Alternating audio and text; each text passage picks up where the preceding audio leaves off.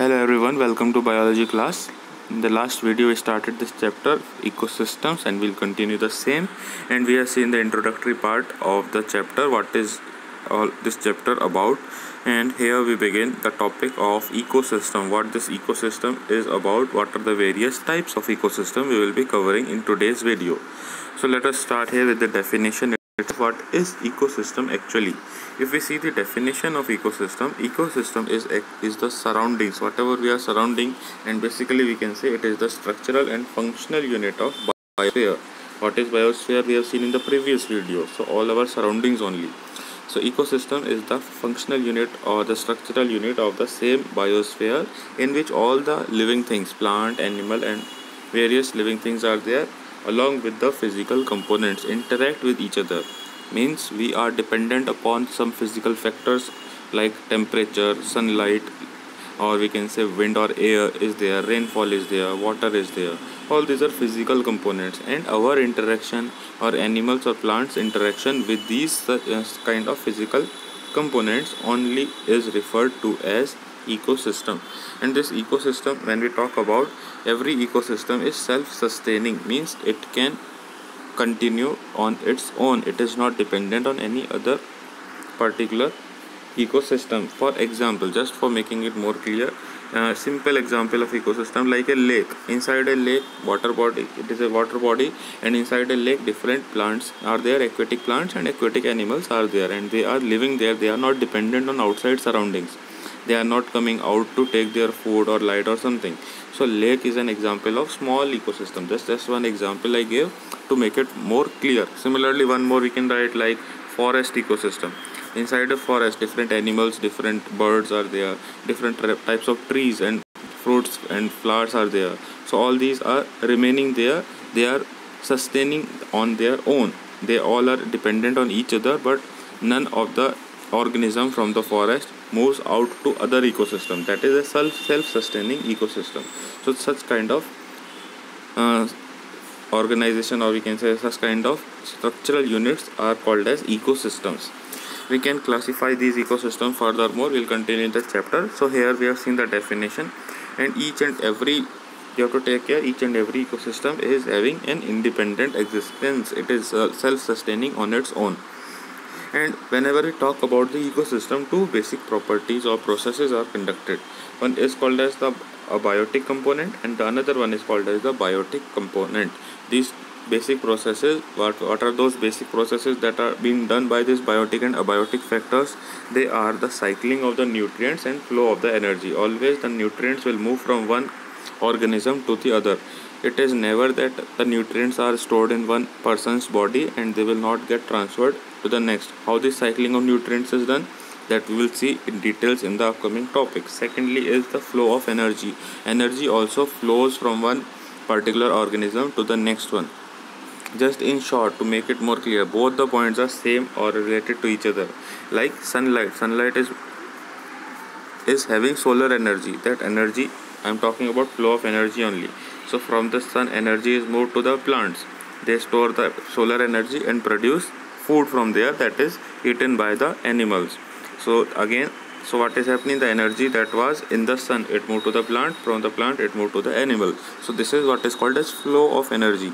And when plant is eaten by the animals, the nutrients which are in the plant, they are now absorbed by the animal body. And when the animal will die, where it will go? It will bury in the soil, and ultimately nutrients will go into the soil, and from the soil again plant will grow. So this is cycle has formed. This is how we can say flow of energy and as well as nutrient is taking place. So this is what is going on in each and every ecosystem. Two basic processes are always there: cycling of the nutrients, and second is the flow of energy.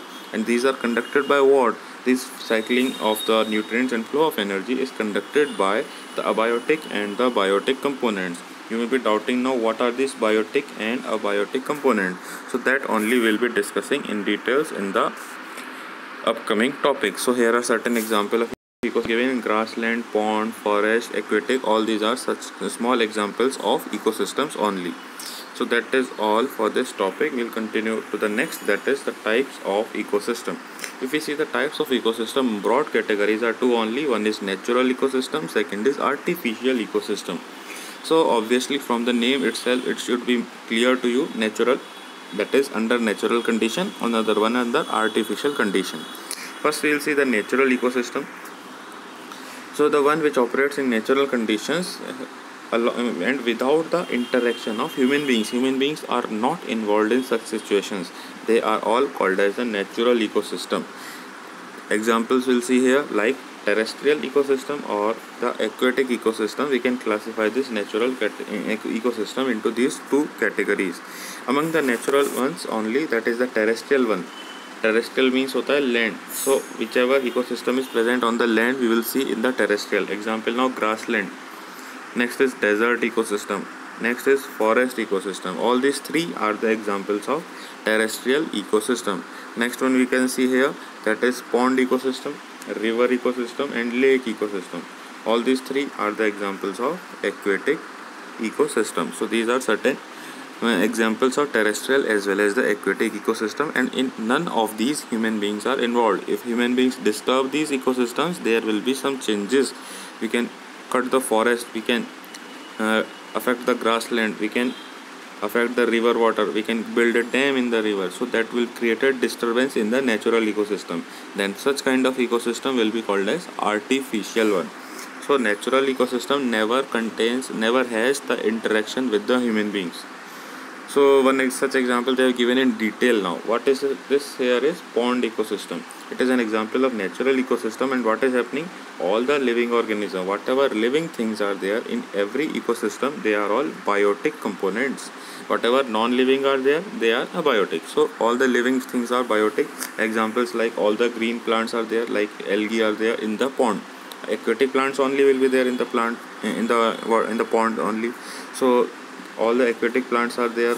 All these aquatic plants are doing what? They are producing the food by photosynthesis they are doing, and these plants are then eaten by the aquatic animals. So ultimately this food is transferred, which is present in the plants. This is also transferred to the animals also. So basically what is happening, the energy that is actually solar energy comes to the plant. It is stored in the form of food there, and this energy only is transferred to the animals in the pond.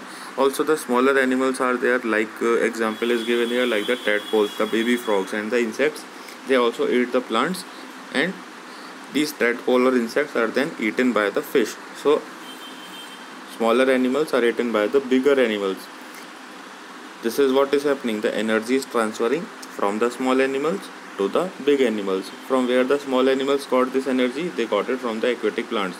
Plants are eaten by small animal, tadpole and insect have eaten them, and these small animals are eaten by the bigger ones like the fish. So basically what has happened? Flow of energy has taken place. So this is what I wanted to explain. They have given in short an example, one such example. And ultimately what will happen? Ultimately some of these animals will die, and when they will die, they will get buried in the soil in the pond itself. And then bacteria are there. These bacteria which are present in the soil, they will feed on the dead organism. The plants, aquatic plants also will die, aquatic animals also will die, and they will get buried in the soil in the same pond. And when they get buried, they will mix in the soil, and then the bacteria which is present in the soil, they will feed their dead bodies, and they also release some nutrients in the environment. So this is how different activities are going on, and so ultimately what is happening, energy is transferring from different organisms one to another organism. Also the nutrients are also transferring. There is a cyclic pattern that has now been made there. What is responsible for conducting these are different abiotic factors like light, temperature, water, dissolved gases that are present in water like oxygen gas and carbon dioxide gas. So all these are the abiotic factors for a pond ecosystem to work properly. So that is, we have seen one example of natural ecosystem in details. Now we will see about artificial ecosystem. So here it will be maintained as well as created by the human beings only. So if it is done by human beings, then it is called as artificial ecosystem. Example you can see, that is a fish aquarium. Pond is a natural ecosystem for the fish. It is its natural home, but we can keep the fishes in an aquarium also, and we can create artificial situations only. Human beings create such situations which are similar to that which is present in the lake or the pond. So that is example is given, fish aquarium, it is created by human beings and maintained by them. It is an example of artificial ecosystem. So that is, we have seen the types of the ecosystem and examples of all of them. Next will be the interactive components. We will see these biotic and abiotic components in details. In the next video we'll see this. So that is all for today's video. Thank you.